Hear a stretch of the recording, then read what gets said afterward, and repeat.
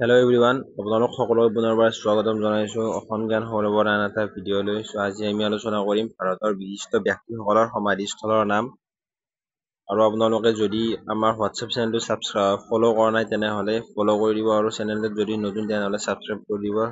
আহকচোন আমি পলম নকৰাকৈ আজি ভিডিঅ'টো আৰম্ভ কৰোঁ। প্ৰথম দিয়া আছে ৰাজঘাট। ৰাজঘাটটো আছে দিল্লী, ইণ্ডিয়াত। এইটো হ'ল মহাত্মা গান্ধীৰ সমাধিক্ষেত্ৰৰ নাম।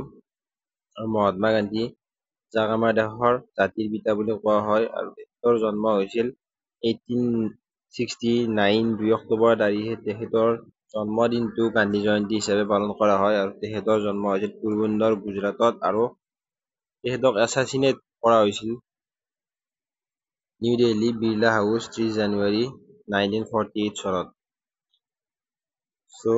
নেক্সট শান্তিবন। শান্তিবনটো হৈছে ৰাজঘাট, দিল্লীত আছে, আৰু এইটো জৱাহৰলাল নেহৰুৰ সমাধি ক্ষেত্ৰৰ নাম। আৰু তেখেত আমাৰ ভাৰতৰ প্ৰথম গৰাকী প্ৰধানমন্ত্ৰী আছিল, আৰু তেখেতৰ জন্ম হৈছিল 14 নৱেম্বৰ। তেখেতৰ জন্ম প্ৰয়াগৰাজ ইউপিত হৈছিল, আৰু মৃত্যু হৈছিল 27 মে 1964 নিউ দিল্লীত। তাৰপিছতো হৈছে বিজয়ঘাট। বিজয়ঘাটটো হৈছে লাল বাহাদুৰ শাস্ত্ৰী দেৱৰ সমাধি ক্ষেত্ৰ, আৰু তেখেত হৈছে আমাৰ ভাৰতৰ দ্বিতীয় গৰাকী প্ৰধানমন্ত্ৰী 1964 চনৰ পৰা 1966 চনলৈকে। তাৰ আগত তেখেত 6 নম্বৰ গৰাকী মিনিষ্টাৰ আছিল ভাৰতৰ 61 পৰা 63 লৈকে। আৰু তেখেতৰ জন্ম হৈছিল মোগল চৰাই 2 অক্টোবৰ 1904 চনত, আৰু মৃত্যু হৈছিল 11 জানুৱাৰী 1966 তাস্কেণ্ট, উজবেকিস্তানত এয়াৰপ্লেন ক্ৰেছ হৈ। আৰু তেখেতৰ বিজয় ঘাটটো আছে নিউ দিল্লীত। শক্তিস্থল। শক্তিস্থলটো ইন্দিৰা গান্ধীৰ সমাধি ক্ষেত্ৰ। ইন্দিৰা গান্ধী ভাৰতৰ প্ৰথম গৰাকী মহিলা প্ৰধানমন্ত্ৰী, আৰু তেখেত ভাৰতৰ তৃতীয় গৰাকী প্ৰধানমন্ত্ৰী 1966 চনৰ পৰা 77 লৈকে। আকৌ and again from 1980 until her assassination in 1984 দুবাৰ হৈছিল তেওঁ প্ৰধানমন্ত্ৰী। আকৌ তেখেতৰ জন্ম হৈছিল 19 নৱেম্বৰ 1917 প্ৰয়াগৰাজত, আৰু এছাচিনেট কৰা হৈছিল 31 অক্টোবৰ 1984 নিউ দিল্লী। তাৰপিছতো বীৰভূমি। বীৰভূমিটো হৈছে ৰাজীৱ গান্ধীৰ সমাধি ক্ষেত্ৰ। Rajiv Ratna Gandhi was an Indian politician, আৰু তেখেত আছিল ভাৰতৰ 6 নম্বৰ গৰাকী প্ৰধানমন্ত্ৰী 1984 চনৰ পৰা 1989 চনলৈকে। আৰু তেখেত এই কাৰ্যভাৰ লৈছিল তেখেতৰ মাকৰ ইন্দিৰা গান্ধীৰ মৃত্যুৰ পিছত। আৰু তেখেত হৈছে ভাৰতৰ প্ৰথম গৰাকী ভাৰতৰ আটাইতকৈ কম বয়সৰ য়ংগেষ্ট ইণ্ডিয়ান প্ৰাইম মিনিষ্টাৰ। তেখেতৰ জন্ম হৈছিল 20 আগষ্ট 1944 মুম্বাই, আৰু তেখেতক এছাচিনেট কৰা হৈছিল 21 মে 1991 শ্ৰী পেৰুম্বুদুৰ, তামিলনাডুত। তাৰপিছত হৈছে কিষণ ঘাট। কিষণ ঘাটটো হৈছে চৌধুৰী চৰণ সিং দেৱৰ সমাধি ক্ষেত্ৰ। তেখেত হৈছে ভাৰতৰ পঞ্চম গৰাকী প্ৰধানমন্ত্ৰী 1979 পৰা 1980 লৈকে, আৰু third deputy prime minister of India 1979 পৰা 1979 জুলাইলৈকে। আৰু তেখেত উত্তৰ প্ৰদেশৰ মুখ্যমন্ত্ৰী আছিল, পঞ্চম গৰাকী মুখ্যমন্ত্ৰী। তেখেতৰ জন্ম হৈছিল 23 ডিচেম্বৰ 1902 চনত হপুৰ, ইউপি, আৰু হৈছিল 19 মে 1987 নিউ দিল্লীত। তেখেতৰ যিটো কিষণ ঘাট সেইটো ৰাজঘাট শক্তিস্থলৰ কাষতে আছে নিউ দিল্লীত। তাৰপিছতো হৈছে মহাপ্ৰয়াণ ঘাট, যিটো ৰাজেন্দ্ৰ প্ৰসাদ দেৱৰ সমাধি ক্ষেত্ৰ। ৰাজেন্দ্ৰ প্ৰসাদ, তেখেত হৈছে ভাৰতৰ প্ৰথম গৰাকী ৰাষ্ট্ৰপতি 1950 চনৰ পৰা 1962 চনলৈকে। আৰু তেখেত স্বাধীনতা সংগ্ৰামী আছিল এগৰাকী।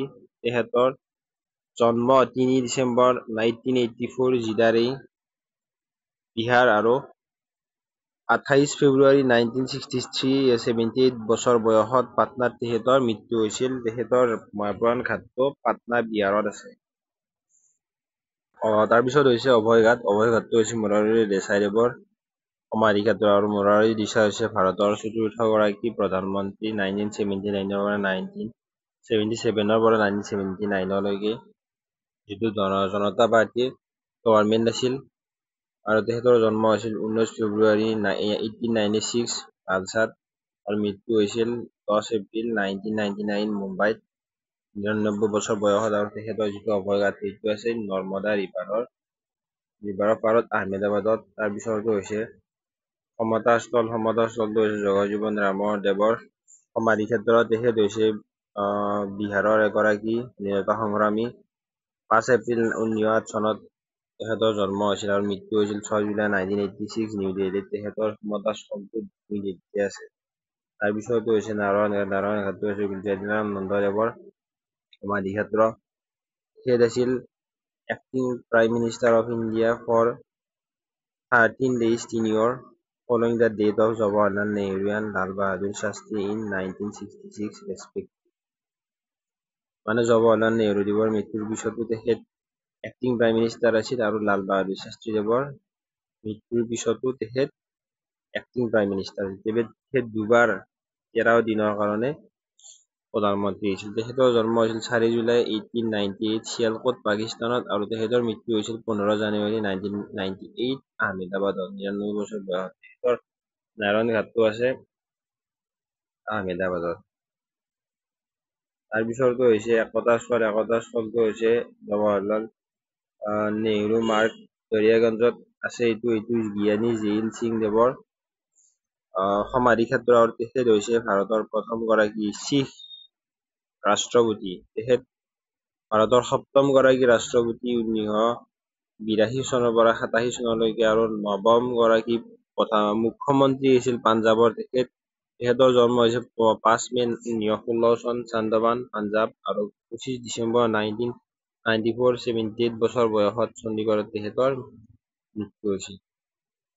তাৰপিছতো হৈছে সত্যভূমিটো হৈছে ডক্টৰ বি আৰ আম্বেদকাৰ দেৱৰ সমাধি ক্ষেত্ৰ। ডক্টৰ বি আৰ আম্বেদকাৰ তেখেত যি আমাৰ ভাৰতৰ প্ৰথম গৰাকী ল মিনিষ্টাৰ। তাৰপিছত তেখেত আছিল খচৰা সমিতিৰ সভাপতি। তেখেতৰ জন্ম হৈছিল 14 এপ্ৰিল 1891 আম্বেদকাৰ নগৰ আৰু 6 ডিচেম্বৰ 1965 চনত তেখেতৰ মৃত্যু হয়। সত্যভূমি এইটো আছে দাদৰ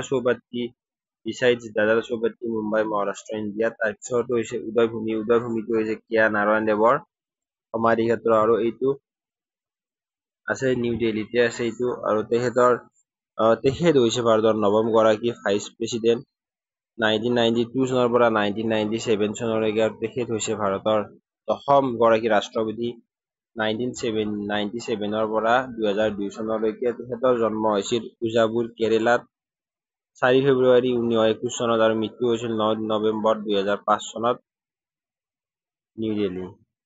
তাৰপিছতো হৈছে কৰ্মভূমিটো হৈছে শংকৰ দয়াল শৰ্মাদেৱৰ সমাধি ক্ষেত্ৰত। শংকৰ দয়াল শৰ্মাদেৱ আছিল মধ্যপ্ৰদেশৰ এগৰাকী পলিটিচিয়ান আৰু তেখেত হৈছে 9ম গৰাকী ৰাষ্ট্ৰপতি 1992 চনৰ পৰা 1997লৈকে। তেখেতৰ জন্ম হৈছে 19 আগষ্ট 1918 ভোপালত।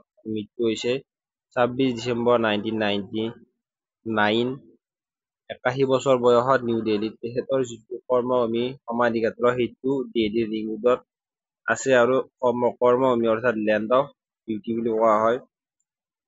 আজিলৈকে ইমানেই আছিল। Thank you everyone.